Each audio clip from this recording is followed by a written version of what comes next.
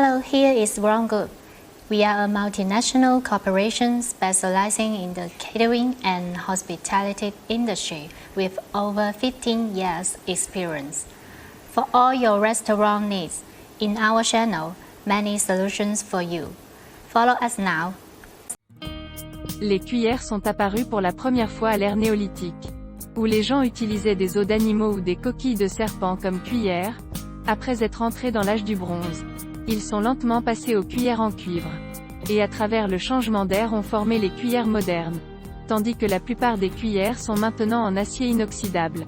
L'adoption de la fourchette pour manger remonte au XIe siècle, lorsque la fourchette n'avait que 2 dents et que le clergé n'en était pas satisfait, estimant que la nourriture que Dieu a donnée à l'homme ne pouvait être mangée qu'en la touchant avec la main.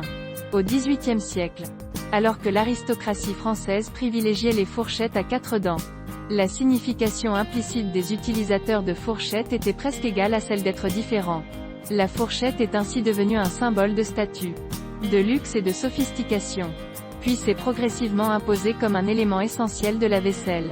Il existe de nombreux types d'assiettes modernes de tailles différentes, principalement pour faciliter le repas du convive.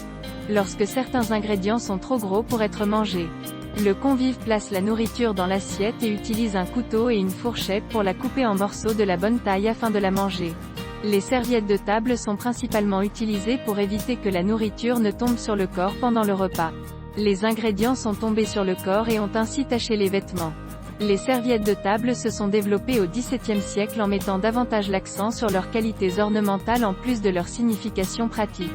En 1680, il existait déjà 286 façons de plier les serviettes en Italie, comme la forme de poule utilisée par les femmes de la noblesse, ainsi que les formes courantes de poussins, de valeurs d'accroche et de frisille, qui sont très belles. Dans la cuisine occidentale, les verres de fantaisie varient en taille. Généralement, les grands et les petits verres sont destinés à l'eau, tandis que les petits verres sont destinés au vin. C'est tout pour aujourd'hui. La prochaine fois, je vous présenterai les conditions requises pour servir des plats occidentaux et des accords de vins occidentaux.